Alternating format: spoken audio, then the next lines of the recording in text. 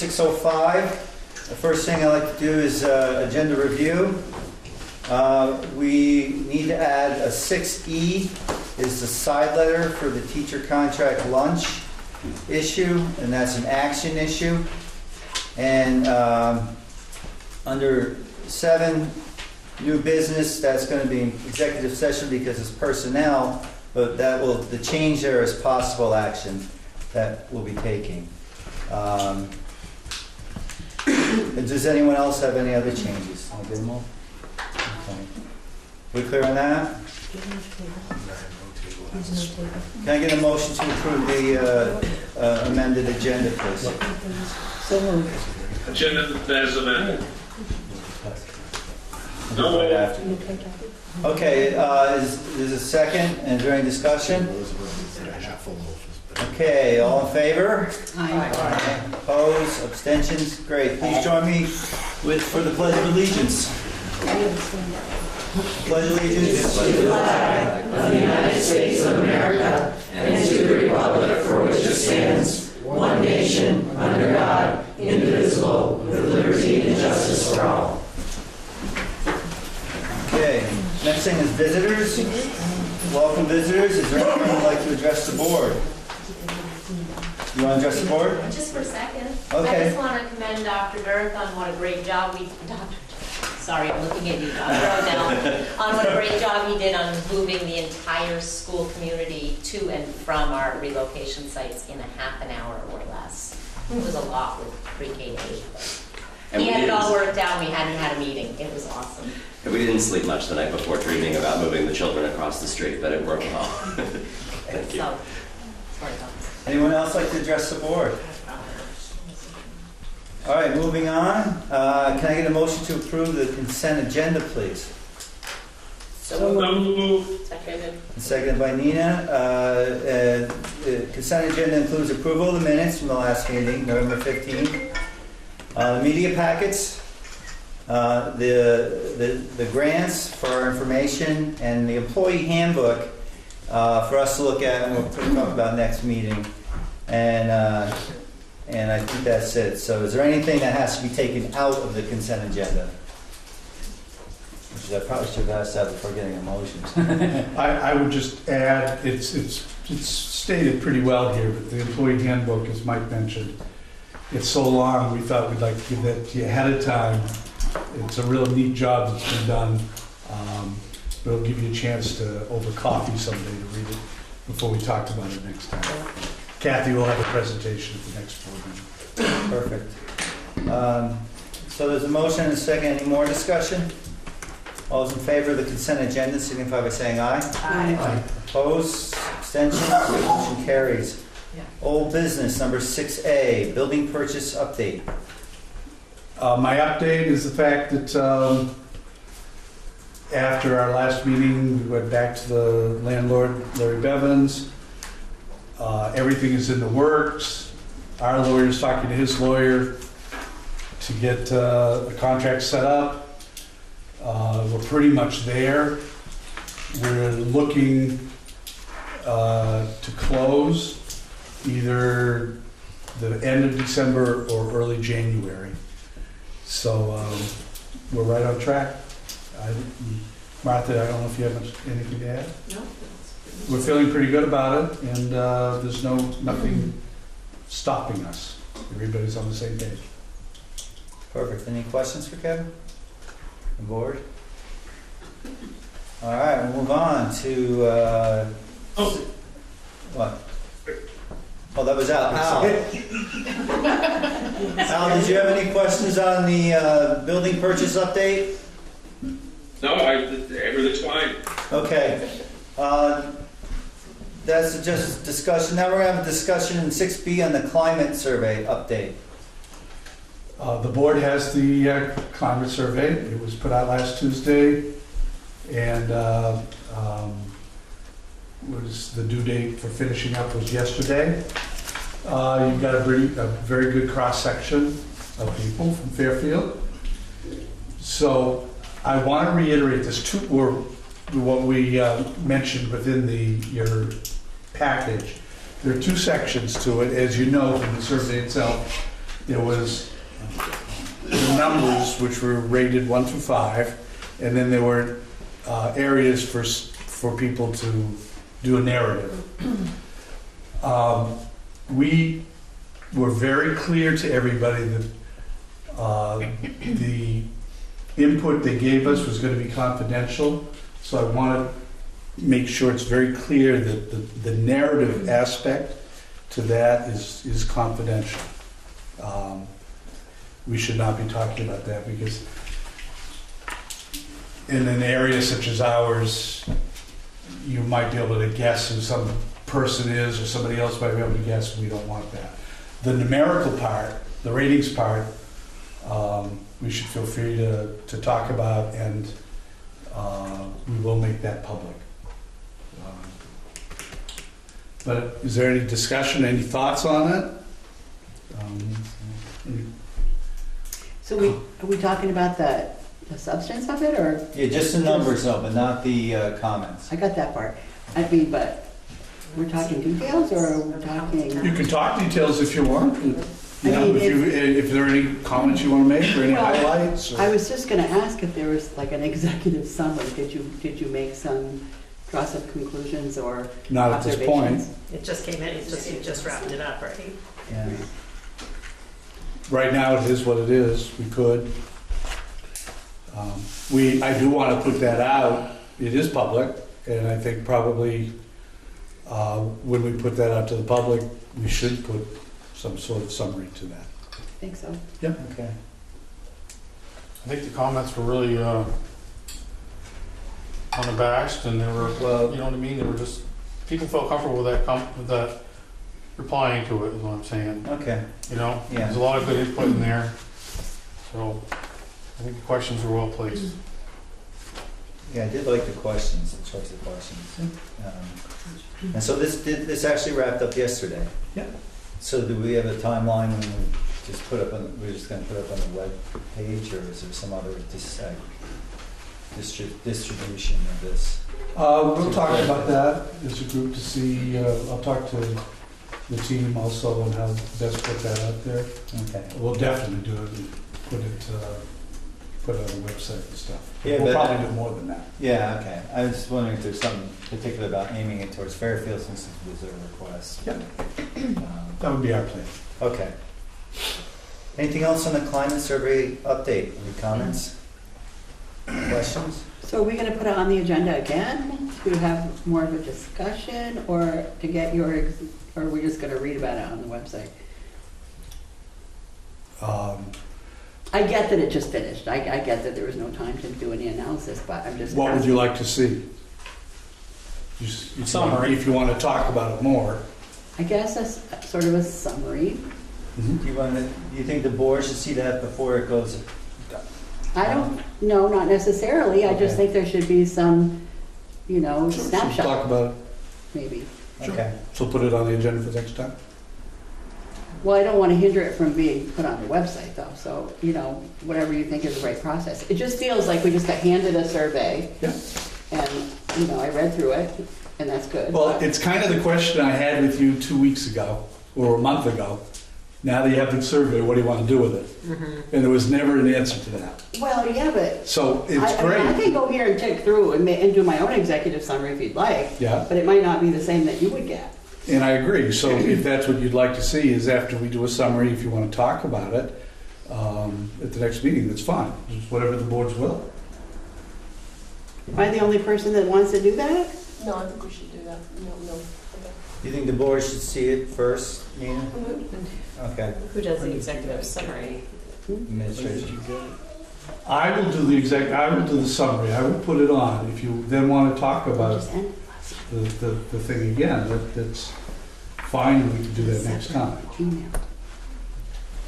Does anyone on the board object to putting the numbers out publicly, or do you think that? Numbers shouldn't be a problem. It's the comments that we gotta keep. No, I meant separate from the executive summary. Now, let me be clear. From what I'm hearing and what we're planning on doing is the numbers, the ratings with the graphs will go out. And what Nilda I hear is suggesting is that along with that would be a summary of what we see the rating set. Okay. That's what I would like. Yeah, are there any actionable items that, or changes that we need to make as a result? Well, I think a discussion about it. Right. Okay, so you want that on the agenda for the next meeting. So, But does that have to be in the executive summary, the comments, keep that?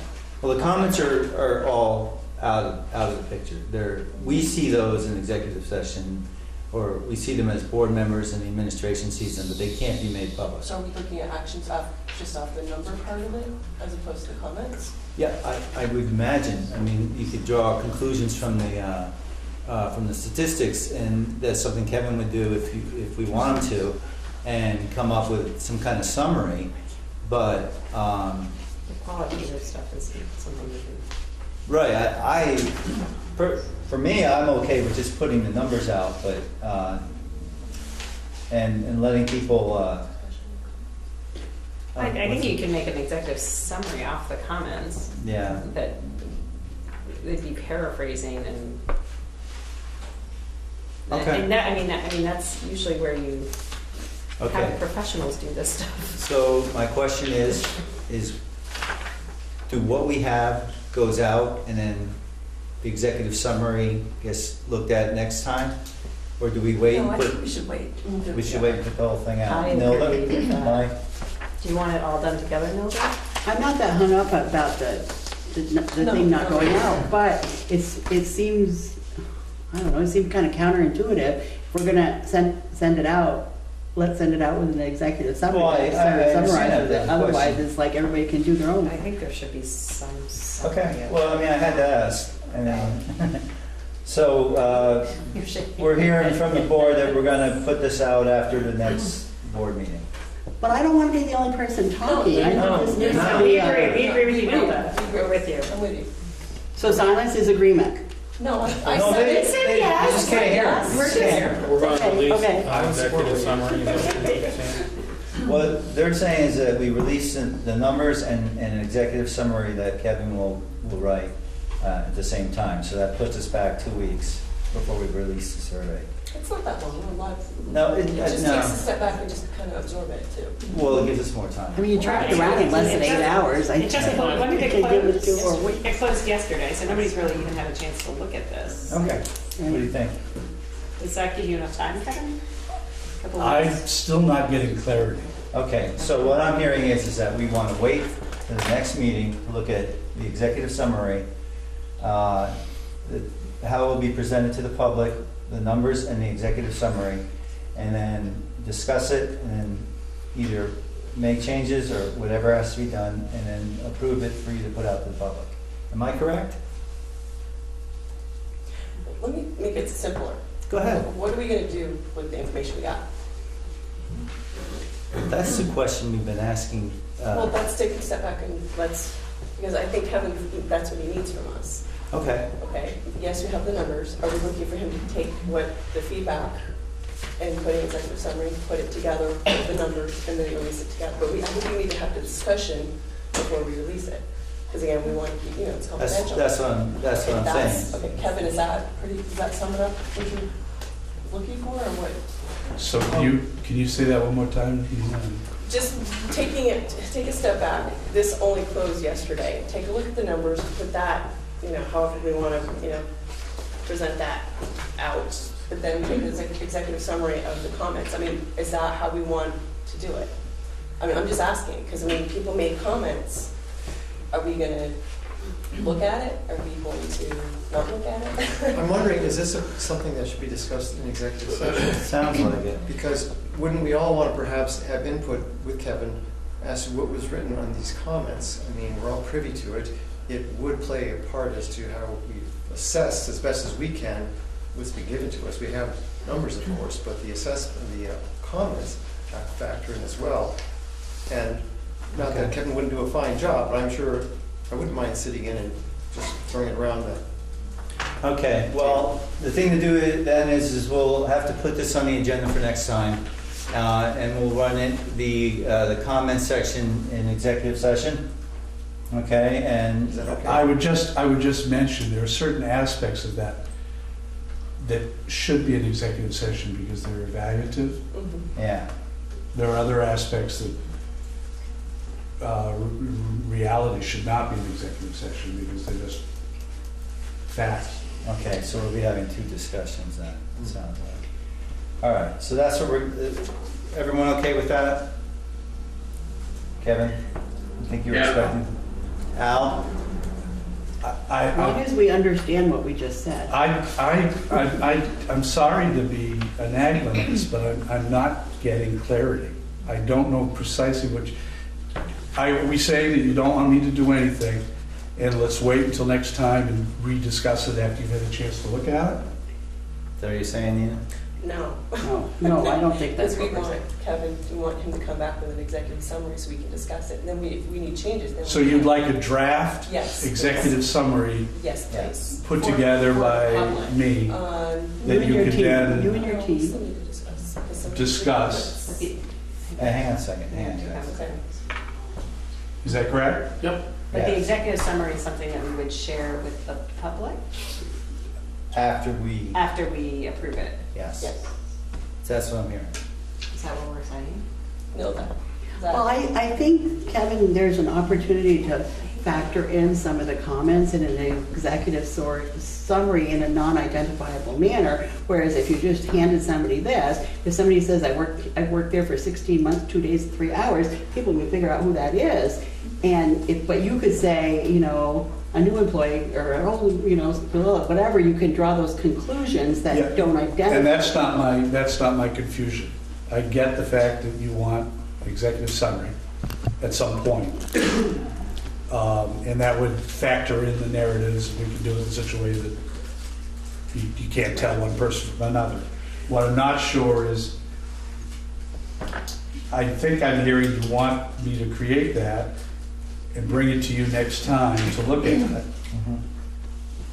We'll do some of that in executive session, some of it out, depending on what the comments are, with the idea that eventually, after that meeting, something will be in place that will then go out to the community after the next meeting. Sound like you? I think I said that in a different, more complicated, unnecessary way. Don't use too many words. Don't use too many words. So that's what we're gonna do. So that's the direction we're giving Kevin. Is there anything else on the survey update?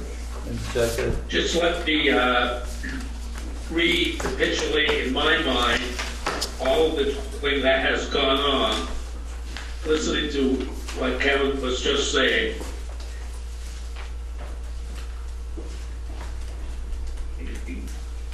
There, before the numbers go out or the charts, that there's going to be an executive summary developed with the charts, and we're going to review that before it goes out to the general public.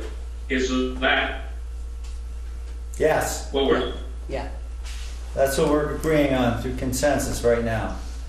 Does Okay. anyone object to this approach? Okay, so Kevin knows what to do. So is there anything else on this? So ahead. once we do that, are we taking action on anything that may have come up in the discussion, or? is That's that- what we have to figure out. That's what we have to So figure out that's next part of time. the executive, okay, that's what I just Right, wanted to and make sure. it may be on the And it could agenda be, as an And that's action. right, As an okay. action, that we finish it next time, and it would be an action that we would have to take. I mean, From there the could be discussion. themes that Yeah. arise from this thing that we say, well, this seems like a theme that's emerged. How do we, what are Okay, we it gonna may do? just be something we decide upon and disagree at that point after the administration, I don't know. Yeah, We can't I- discuss it through, till next time. I would not want to say that there's going to be an action on it. No, Yeah. I'm not Right. saying there has to be, but I'm saying if there's.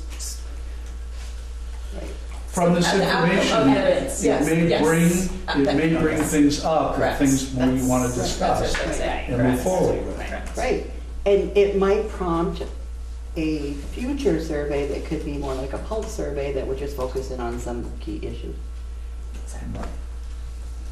Okay, Sorry. so Don't apologize, that's fine. I've already wrote down climate surveying for our agenda items for next time, Thank you. okay? And we- Merry Christmas. Okay. Thank you. Yeah, I'd like to see, moving on to the policy report, Kathy, I didn't bring that. I got it right here. So Kathy, we have an attachment of different recommended policies, Correct.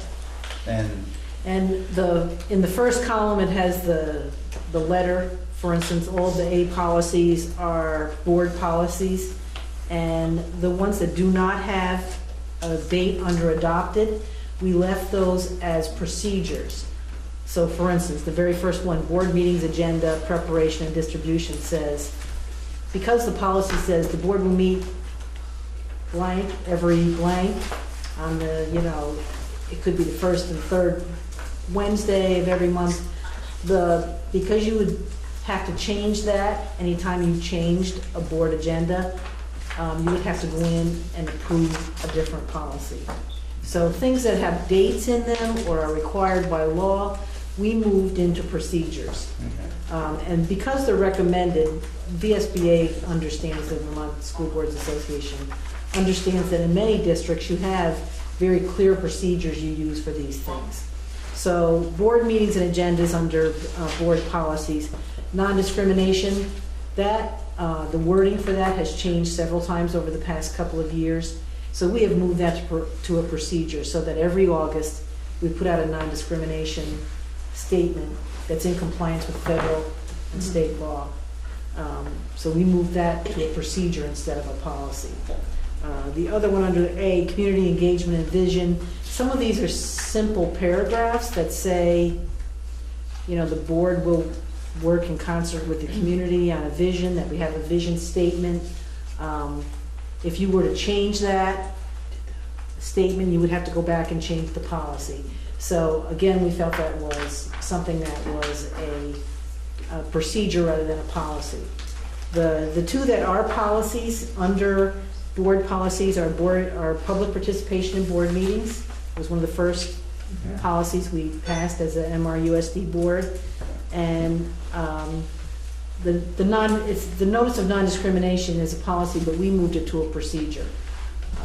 And the other, board superintendent relations, is also a very simple statement.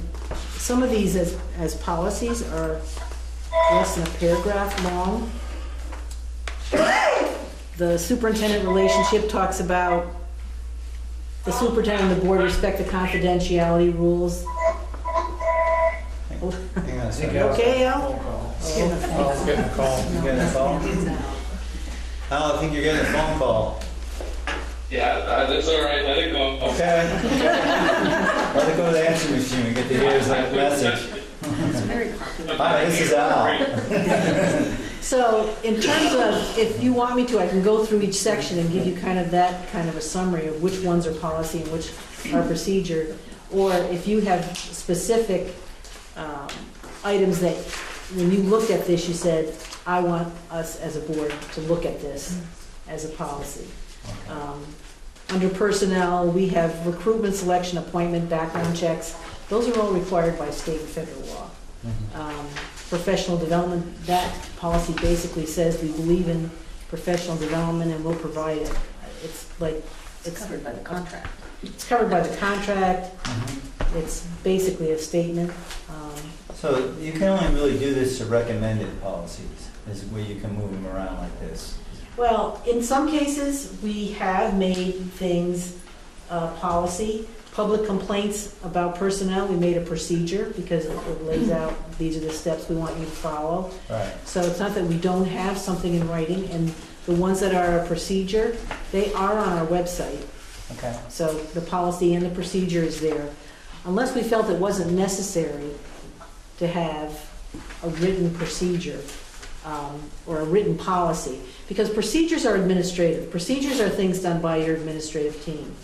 Right. And as we need to change dates, and if something comes up in federal or state law that we have to comply with, we put it in our procedure. We don't put it into a policy. So you would like us to tell you if we feel that there's some procedure that should be a policy? Or? Correct. Okay. If there's any of these that you look at and say, I'm not comfortable having that just be a procedure, let's look at that as a policy. Okay. And But for- when we look at this list, we only see them designated as policies, right? Or am I missing the Can you word explain the little procedure? p? I don't think they're seeing the the little. small, if it's not written as adopted, over in the far right column, Yeah, then it is a procedure, or it's not even something in writing, because we haven't felt it necessary. so even though it has like an F number, an A number, or B number, whatever, it could be a policy or a procedure depending on whether it's got a date in the adopted column. If it's in the adopted column, then we have adopted it as either a policy or a procedure. It will have a lowercase p after the number if it's a procedure. If it has a PF. B22, for example. What's a PF? B22, P P. was adopted, but that's a procedure because it has a little p there. Where are you seeing it? The PF one. I don't know what the PF is for. It's a procedure form. Oh, it's a form. Oh. Okay, so, Just for clarity, because I I need knew the some people were decoder ring here. so this is a list for us and to look at. It's an ongoing process. If we come across something that, okay, comes across something that we think, as a board, or we should talk about as a board, this should be a policy, we can go to this document and go from there. Right. Okay, and I assume the administration can do the same if they Yes. think something's. For instance, community use of facilities, we had,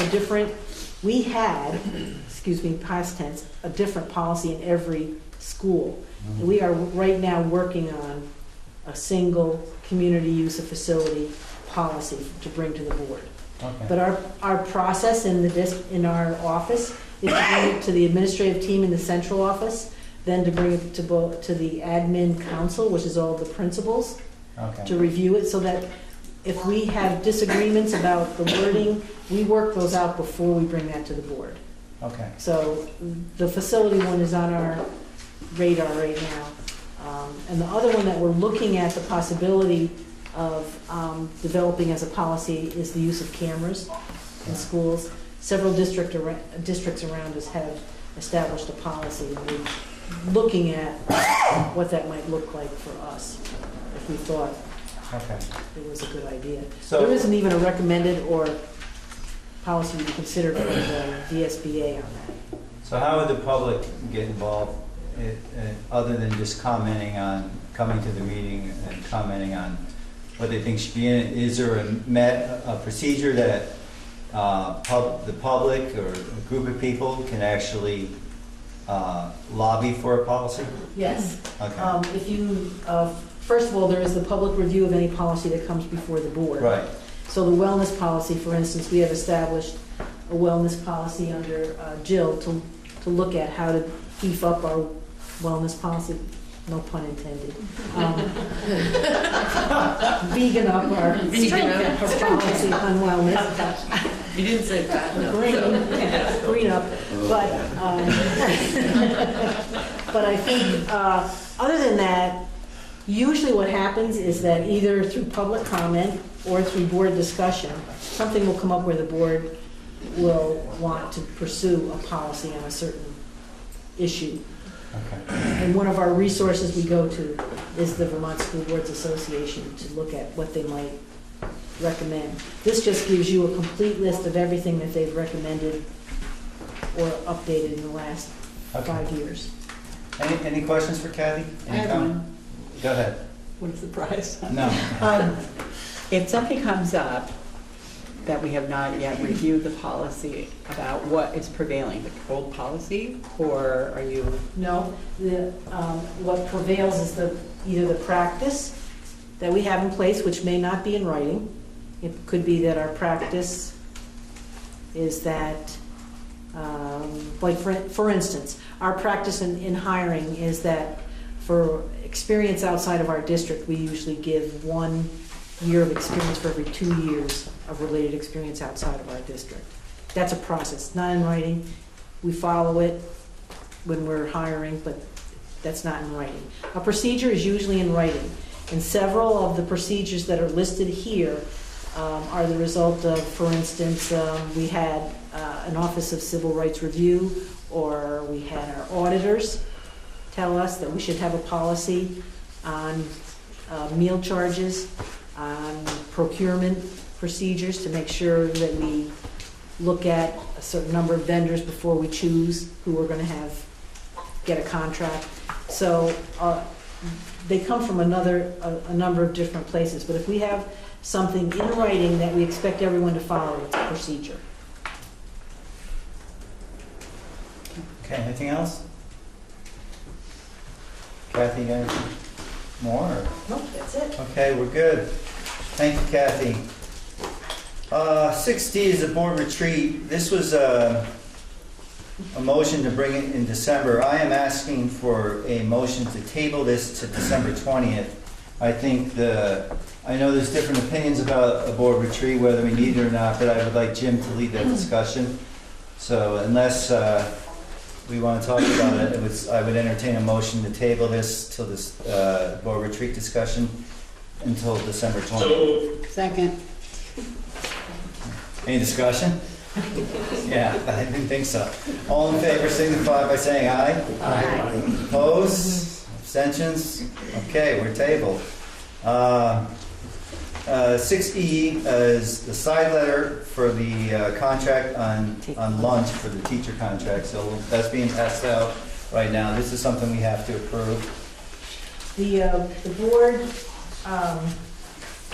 we've had discussions about this. I've gone back to the Education Association about this. The second paragraph, I think, is what both the board and the Education Association were looking for.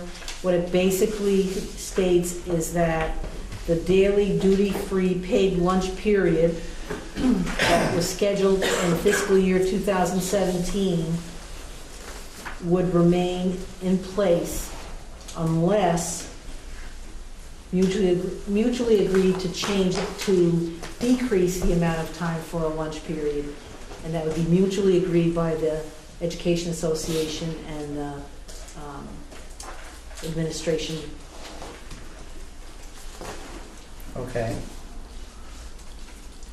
And So what this means is that the K-8 schools will have a 30-minute lunch. We didn't designate any number of minutes for education, the early childhood program, ECP, or for special education, because sometimes, depending on what building they're in, they might have 30 minutes, they might have 23 minutes, they might have 26 minutes.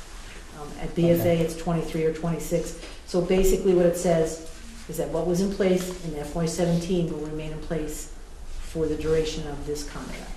okay. Any questions on that? I think sounds like it's all been hammered out. What we talked about last meeting. Yeah. Okay, so I'm looking for a motion to approve this side letter to the teacher's contract. So moved. Is there a second? Second. Is there any further discussion? Hearing none, I would ask all in favor to signify by saying aye. Aye. Opposed? Abstentions? Motion carried. Okay, 7A, new business. This is personnel, so it's automatically found to be in executive session. I'm looking for a motion to move the 7A employee matters to executive session because premature knowledge to the public would be detrimental to all parties involved. So moved. Is there a second? Second. Okay, any discussion? All in favor? Opposed? Abstentions. Okay, so we'll move that to executive session. Other business, the warrants.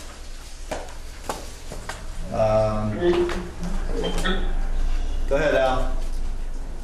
I said I move to approve the warrants. Okay. There's a motion to approve the warrants.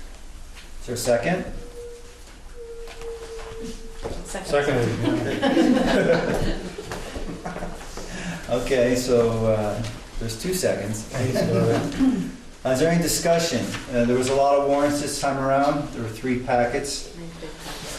Yeah, so I mean, we do our best to look through them, and they'll be passed around for signatures. So hearing no other discussion, I would ask all in favor signify by saying aye. Aye. Opposed, abstentions, motion carries. Okay, 8B, the administrator's report. That's an attachment, and Kevin can speak to that if you'd like. Yeah, you have the attachment. I think the only thing I would add or highlight is, as I think you know, the governor sent out a letter earlier, well, late in November, talking about the fact that, once again, they'll be looking at education finance, and the fact that there will be additional challenges, as we learned from legislators a while back. And there's a summit, education summit, which he's planning for December 18th. That's down at Randolph Tech. They're only having a specific number of people come to that summit. And it's a time to talk about the challenges, to look at thoughts and suggestions relative to how best to look at financing and how to help with the financing. I am going to be attending that, and I understand Joan is going to be attending. Joan, from the point of view, I think, of she's president of the Vermont Principals Association, and I, because I'm a officer in the Vermont Superintendents Association. So I don't know what to expect. We've seen an agenda, and it's basically a lot of people around a room talking. And but I'm hoping from those discussions, maybe something will come from this, so that we're not surprised as we were last year, at last minute, about being given certain ultimatums, which then turned out kind of poorly for us relative to finances. And if there's ways we can get around that by talking with the governor, I'm hoping it will help. So I have a question. The VSBA sent out a link to a letter from Speaker of the House, Senator Pro Tem. And is this related? I don't know if anyone's had a chance to read it yet, but I'm wondering if that's related to what you're doing. What I don't see in the letter is a date where they're going to take action on this. Is that something that's sent to our houses? No, it was sent an email from the VSBA. Yes, this was actually a letter that came out that just talked about the governor's prediction relative to finances. The taxes are going to go up 9 cents next year. And while I will attempt really hard not to do any editorializing, that's what we're going to be talking about on the 18th. And I think that letter that initially came from Brad James, the finance person at AOE, showing how we got to this point and how the 9 cents will hopefully correct the situation. Okay, so it is related. So it is related, yes. Any other questions for Kevin? I think this is going to be an interesting budget season as we move along. Would you care to express any optimism or pessimism either way? Or?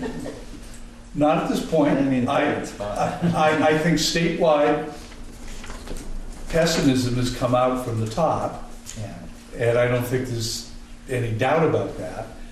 What I don't know quite yet, in my mind, I feel that we may have some optimistic ideas relative to our own situation because of our merger, because of some places we've been able to save some money. I'm hoping it's not going to be traumatizing when we look at our own budget, but we don't know for sure yet because we're not at that point. But time will tell on that. Okay. But if the governor's proposal goes through, as I think that letter said, on a $250,000 house, just that increase is somewhere around $250 a year additional money in taxes. So. All right. so you're going with who to this meeting? Joan's going along, John, okay, great. Anything else for Kevin? Newsletter or anything else? Okay, let's move on to the central office administrative reports. And I'm looking right at Martha because I just looked up and saw her. I'm sorry, I did have one last thing. Oh, okay. I apologize, because I'm sorry. you have board administrator handouts, which I'll be passing out. I'm kind of pleased and taken back a little bit that they interviewed me way back on decision-making with our new board, Maple Run Board. I thought nothing of it at the time, but they actually, this board and administrator centers around Maple Run and talks about what I had for ideas relative to decision-making that I hope you see is how we try to run a meeting. But what also is great is one thing I talked about was you can't really make good decisions if you don't have a mission and if you don't have values. And they actually wrote, memorialized our mission and our core values in the board administrator. So it's nice nationally to have this information out there. That's great. Can we put it up in the frame? Or? Yeah, maybe. Okay. So, I'm sorry, I'm back to Martha with Central Office Administrative Report. Sure. Well, the business office right now, we're knee-deep with calculating out the support staff retroactive pay based on the negotiated agreement. FY18 budget process as far as paying bills and doing business for this year. And then I've been spending a few nights working on the FY19 budget. And hopefully within a couple of weeks, I have a draft that the administration can start reviewing and looking at. So budgets. Okay, any questions for Martha? Comments? All right, so who's next in line here? Me? Yeah. Okay. So I'm gonna let you do that part, okay? Okay. All right, we're sharing our notes here. You want me to say both of you? Do you want to do this together? That's quite all right. So last month, I met with the Champlain Valley Regional Special Ed Directors. We had a really interesting presentation from Heather Lynn on the MRUSD case, which was a Supreme Court case on what a free appropriate public education is. And she met with special ed directors and talked about what that means for Vermont and are there some shifts in practice we need to make.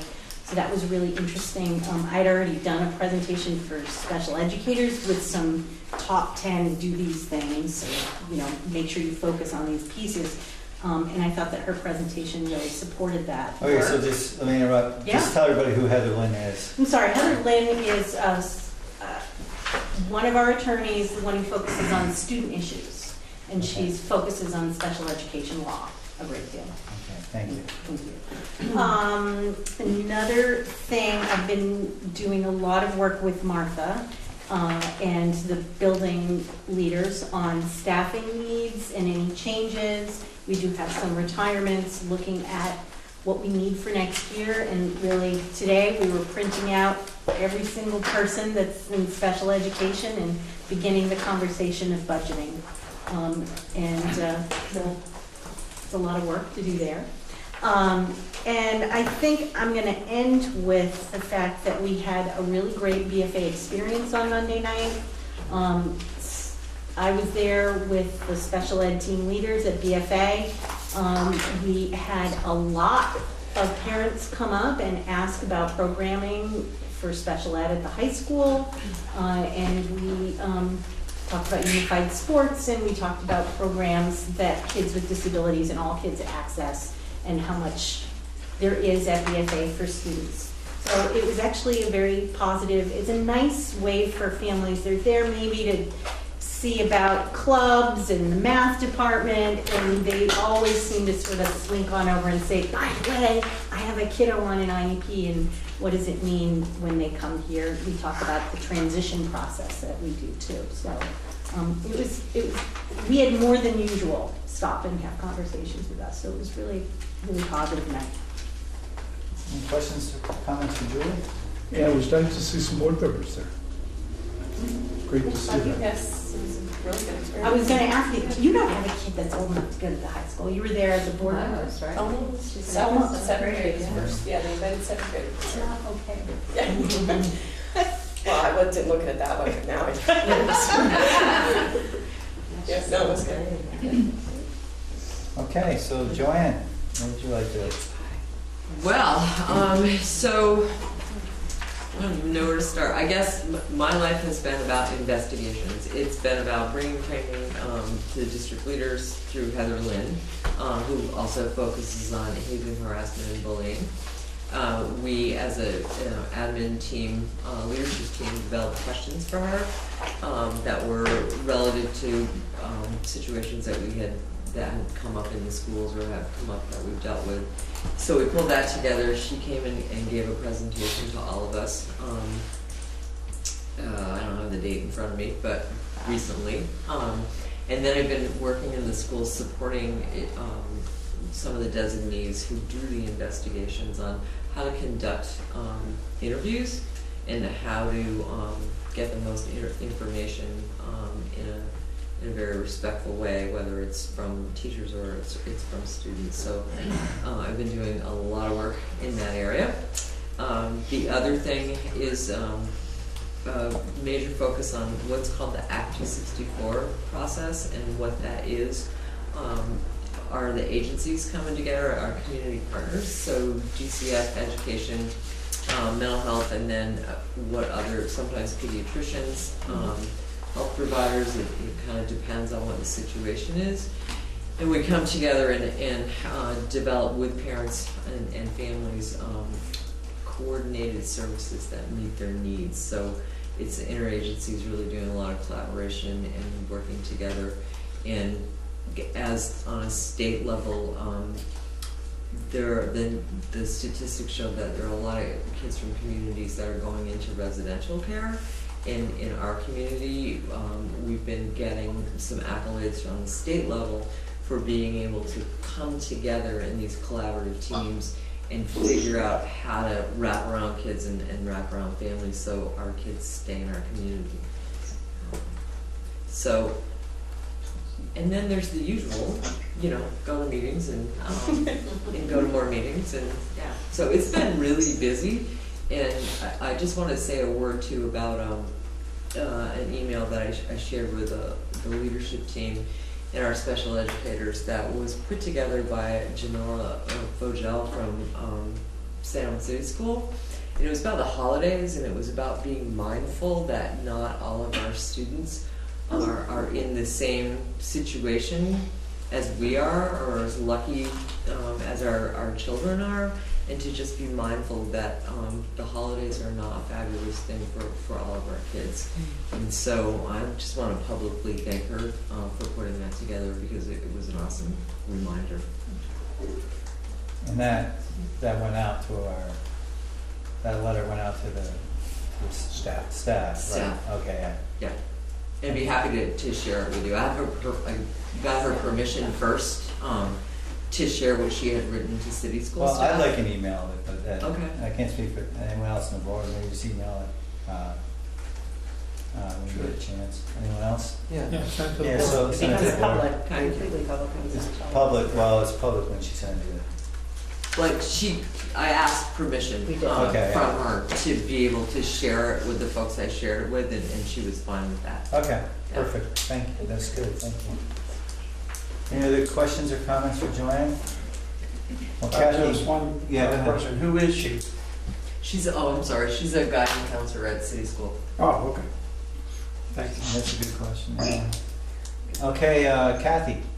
Yes, a lot of our work in the last month or so has been on the employee resource guide, so I'm looking forward to having a little discussion with the board on that. Kudos to Jermaine Cross, who put most of the bulk of this together, and then some of us made a lot of changes and added things and that kind of thing, because there are lots of links that go directly to help people kind of navigate around our new MRUSD site.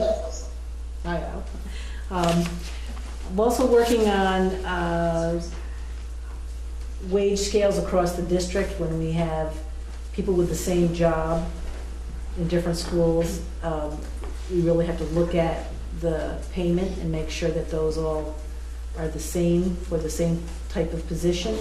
So we're looking at that with the administrators in all the schools. And spending a lot of time on Time Clock Plus, getting people trained and comfortable with doing a timesheet electronically. And then meetings and more meetings. and more meetings. Okay, any questions for Kathy? Comments from the board? If I could, what are the issues with the time clocks that you see as a challenge or a plus? Well, we've had the internet go down a couple of times, and that I had one administrator email me and tell me that, you know, logging onto the clock was a hot mess. And it is when we don't have electronic communication. We have a battery backup, we have power over Ethernet, but when we don't have the internet to upload those things, it's supposed to store the punch in, punch out of individuals. We have a lot of folks who are still getting used to doing that punch in, punch out. And if you miss it, leaving a message so that it can be corrected.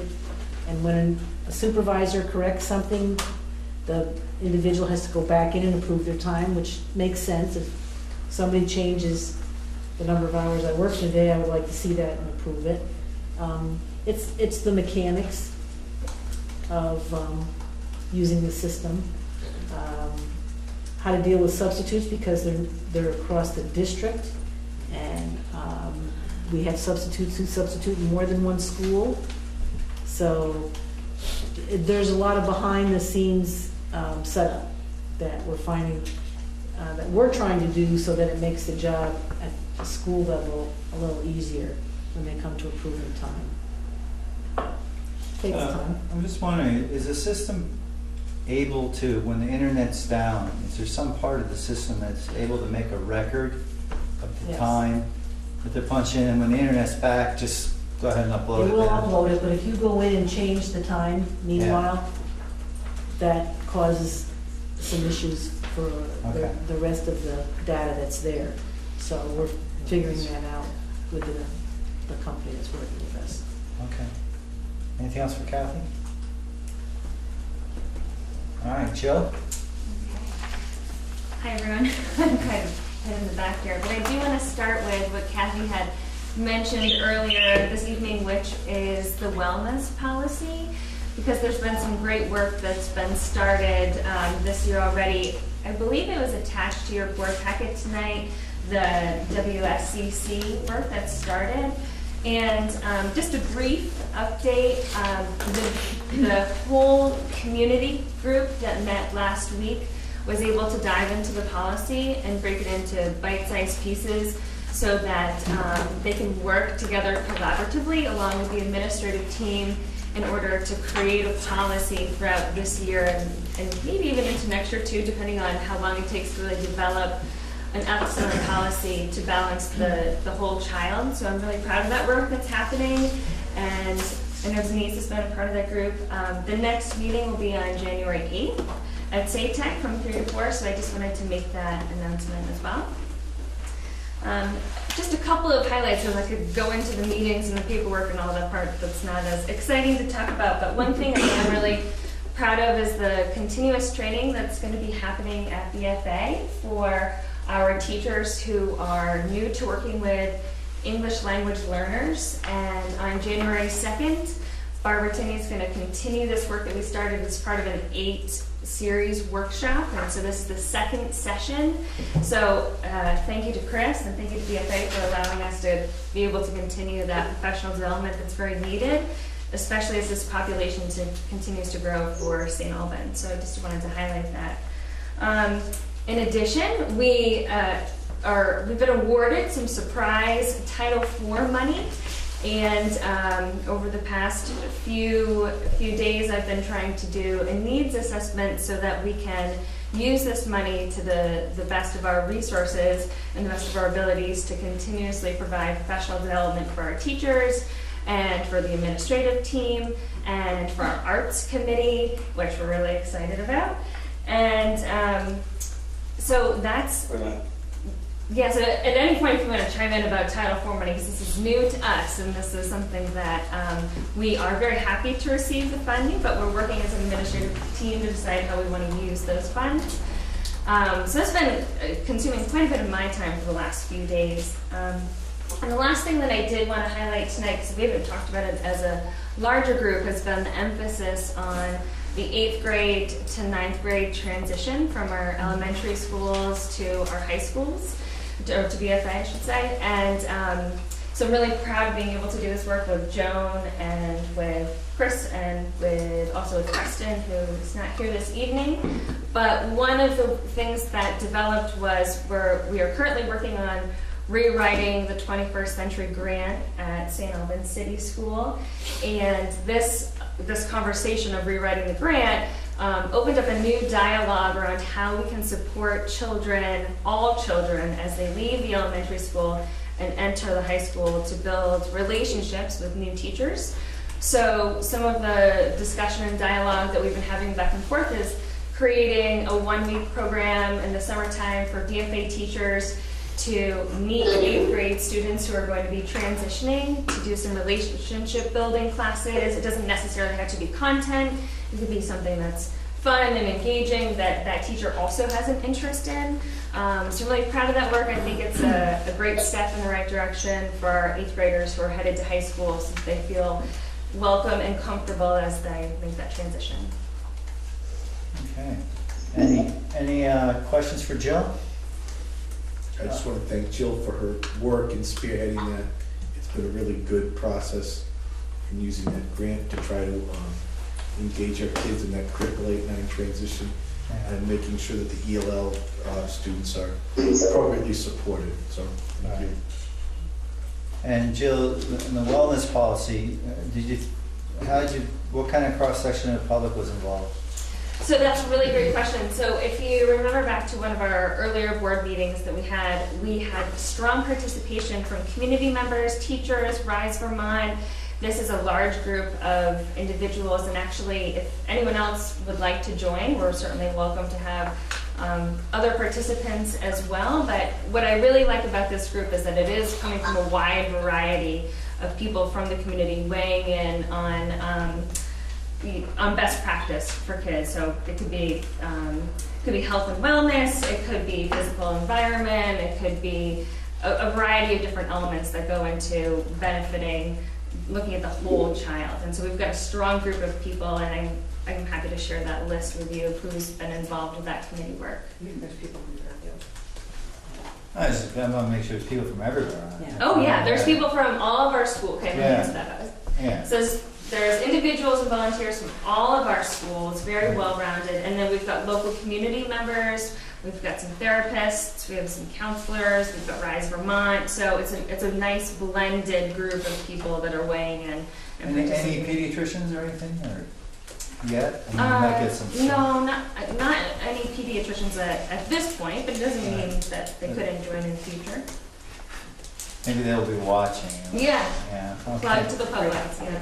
I mean, maybe to reach out to some pediatricians might be a suggestion. Yeah, that's great. I would offer. That's great. Yeah. Anything else for Jill? Okay, thank you, administrators. Agenda items for future meeting. Climate survey is the #1 item I have. Thank you, Mike. Michelle Spence. Oh, I forgot Michelle Spence? Hiding back there. Michelle, you guys are fun. I'm sorry, Michelle. I thought she was, yeah, okay, Michelle. I'll keep it quick. I can- talked to you last week about, or last month, we talked about Joan and I having gone down and testified to around Act 166. And they have come out with recommendations that were written by they're written to the House and Senate committees on education, on human services, and the Senate Committee on Health and Welfare. And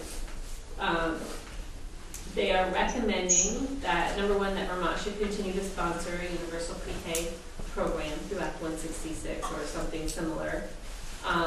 that the state of Vermont should continue to sponsor a portable voucher that allows families that choice, like we have in place now, to go to a pre-qualified site.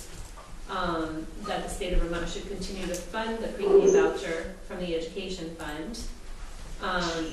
They're recommending that Vermont should discontinue the joint administration of the program, the Act 166 program, and that instead AOE would be the lead agency to make decisions and administer the program, which is one of the things we were there to testify for. So I was very happy to see that in the recommendations.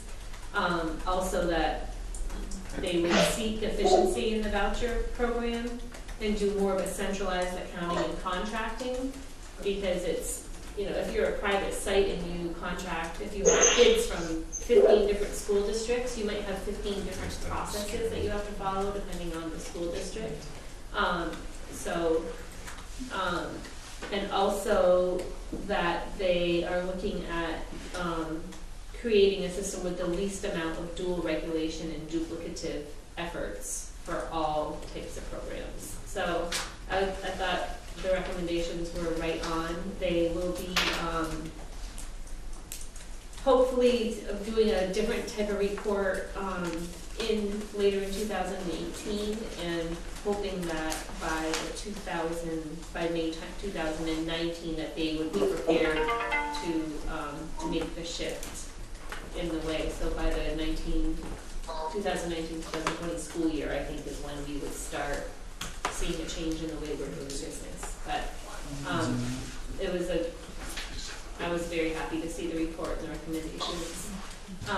I'm working with the state right now. They're doing a pre-K to grade 3 summit on January 16th. And there's a save the date out. I did an interview today with the consultant that's working with the state to design the day. But there's between the first school grant that we had at City School and some of the work that we've done there, as well as some of the other work that's been done in other parts. There were 4 first school sites,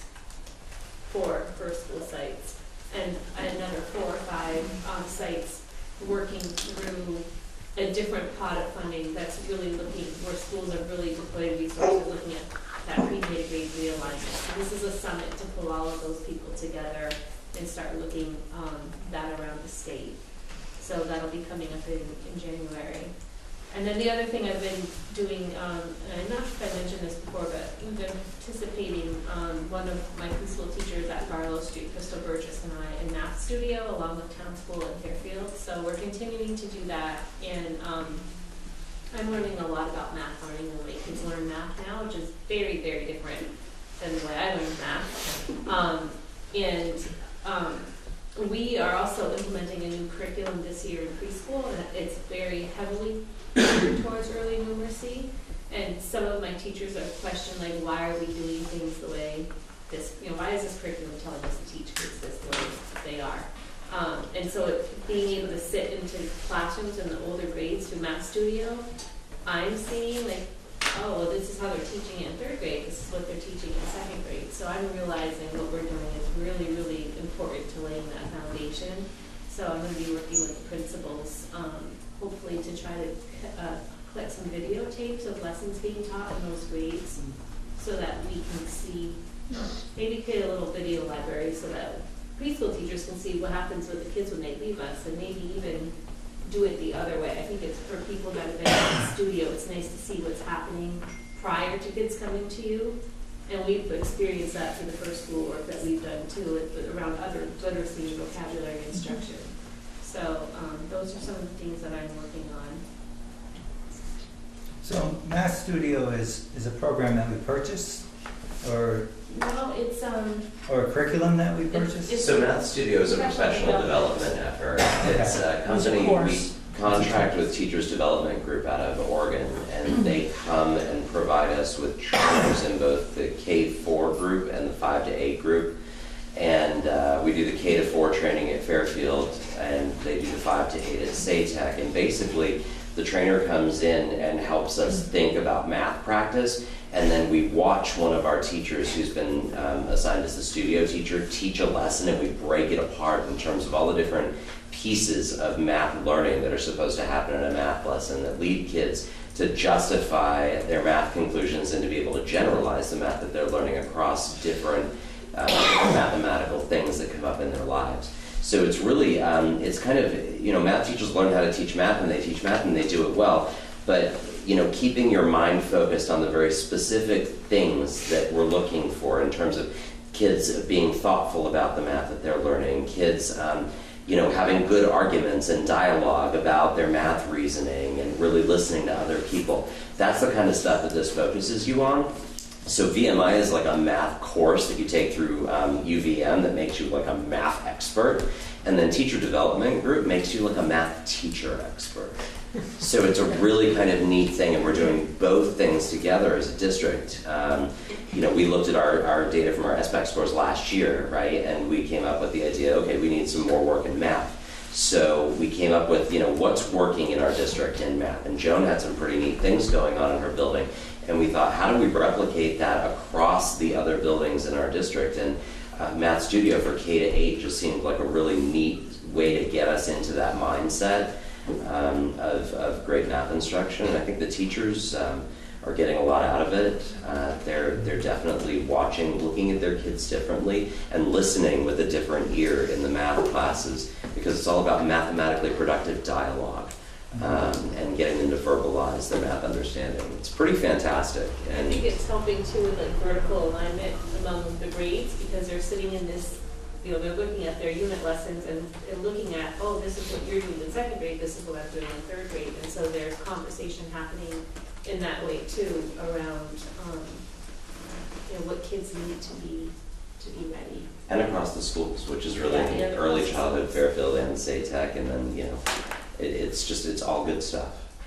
So you were suggesting videotaping what he just described, the lesson? I'd like to just videotape some lessons just for the teachers to look at, so that they can see what gets taught in kindergarten. Like, so this is what we're teaching kids in kindergarten, but then what happens in pre-K, but what happens after that? And then, we've done some smaller, Joan did some smaller PLC group work around literacy and some other vocabulary instruction, pre-K to grade 3, that was really powerful, because second grade teachers don't always know what we do in pre-K, so they were able to see videotape of what's happening in pre-K long before it gets to them. And I think it's just eye-opening to be aware of what learning looks like in the different grades and what kids are expected to do and how much they can do at all of those grades. So. Okay. Well, this sounds pretty exciting. So is there any questions for Michelle or comments? Okay, now I got everybody, right? Okay. Agenda items for future meeting, the climate survey discussion, the retreat discussion, a quorum discussion. There might be some technological ways that we can guarantee quorum, or at least increase that likelihood. And also, we should be looking, we'll be discussing the employee resource book that Kathy has sent out to us, and the policy that we've been giving is an ongoing process. Is there anything in particular that? I guess I do have a question between the policies and the procedures. Are we? I remember being on the FCSU policy committee, and we would take each one and remember we made the list and went through each one, and these were the mandatory, so now we're at the recommended. The mandatories are all done. Right. There might be some revisions done to some of those mandatories, but now it's sort of like we're at the recommended ones. And your question is really, do we want it as a procedure, or should we put it in as a policy, or? Well, it would, for the board, it would only be, do you want to look at it as a policy? Are there any of those that you really feel should be in writing and only changed by board action? Okay, that's sort of a big question. So we should look at each one of these, or come back and say, I'd like to look at this one, kind of, and then decide if that's what we want to do.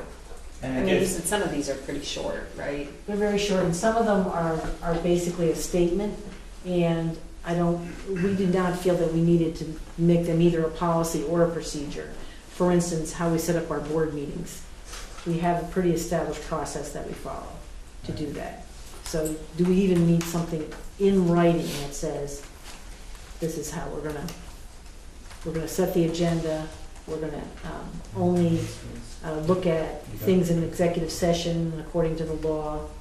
I mean, I think we're following the law, and so do you need to repeat that in writing, or Just follow the law. or do you follow the law?